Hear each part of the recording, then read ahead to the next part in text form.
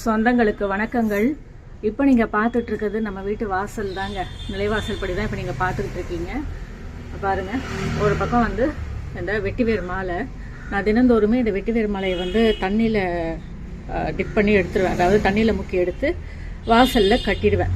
இந்த மாதிரி கட்டும்போது மாலையும் சுத்தமாக இருக்கும், அதே மாதிரி வீட்டுக்கும் வந்து நல்ல ஒரு அதிர்வலை அப்படின்றது இருக்கும். இந்த மாலை வந்து அழுக்கு இல்லாமல் அப்படியே நல்லா இருக்கும் பார்க்குறதுக்கும்.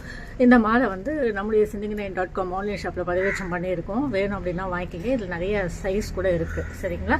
இப்போது முக்கியமாக நான் இந்த காணொலி உங்களுக்கு கொடுக்கறதுக்கு காரணமே, நமக்கு கோயிலெல்லாம் வந்து இந்த எலுமிச்சை மாலை தருவாங்க, அம்மனுக்கு சாத்திட்டு மாலை தருவாங்க.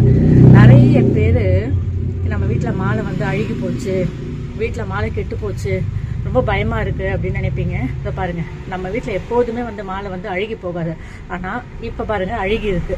இதுக்கு காரணம் நம்ம வீட்டில் தேவையில்லாத நெகட்டிவ் எனர்ஜி இருக்குது அப்படின்னு சொன்னால் இந்த மாதிரி அழுகி போயிடும். இந்த மாதிரி அழுகிறது அப்படிங்கிறது நம்ம வீட்டுக்கு நன்மையை தரக்கூடிய ஒரு விஷயம். அதாவது பேட் வைப்ரேஷனை எடுத்துகிட்டு இந்த எலுமிச்சை மாலை அப்படின்றது நமக்கு நல்ல வைப்ரேஷனை கொடுக்கும். பாருங்கள் எப்படி கெட்டு போயிருக்கு பார்த்தீங்களா, இல்லையா? என்னதான் நம்ம பூஜை எல்லாமே பண்ணாலும் சில தேவையில்லாத கந்திருஷ்டிகள், தேவையில்லாத ஏச்சு பேச்சுகள் இதெல்லாம் வருது இல்லையா? எல்லாம் வரதாங்க செய்யும். அதுக்கெல்லாம் பார்த்து நம்ம வாழவே முடியாது.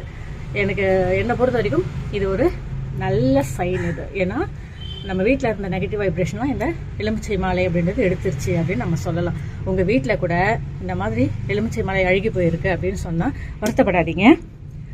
உடனே அதை ரிமூவ் பண்ணிவிடுங்க. ரிமூவ் பண்ணிவிட்டு மறுபடியும் ஒரு நல்ல எலுமிச்சை மாலை கோயிலில் கொடுத்தாங்கன்னா கட்டுங்க. அப்படி இல்லையா வாசலில் தோரணம் கட்டிடுங்க.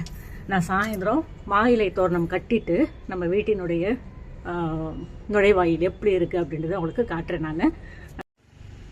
இப்போ நிறைய பேருக்கு ஒரு சந்தேகம் வரும், இந்த மாலையை நீங்கள் என்னம்மா பண்ணுவீங்க? சாமிக்கு போட்ட மாலையாச்சு, இது என்ன பண்ணுறது அப்படின்னு கேட்கலாம். இதை நான் குப்பை தொட்டியில் தாங்க போடுவேன். நிறைய பேர் சொல்லலாம், சாமிக்கு போட்ட மாலை, சாமிக்கு போட்ட மாலை அப்படின்னு. ஆனால் அழுகி போச்சுன்னா அதை நம்ம வீட்டில் இருக்கக்கூடிய வைப்ரேஷன் சரியில்லாமல் அது அழுகி போச்சுன்னு அர்த்தம். அதனால் அதை வந்து வெளியில் போட்டு மற்றவங்க கால் மிதிக்கிறத விட நாம் டஸ்ட்பினில் போட்டோம்னா அவங்க அதை வந்து ஒரு இடத்துல கொட்டி எரிச்சிடுவாங்க. அதனால் நான் என்னை பொறுத்த வரைக்கும் எனக்கு மனசுக்கு எது சரின்னு படுதோ அதை தான் நான் செஞ்சுக்கிட்டு இருக்கேன். ஏன்னா இங்கே அந்த ஒரு சூழ்நிலை தான் இருக்குது.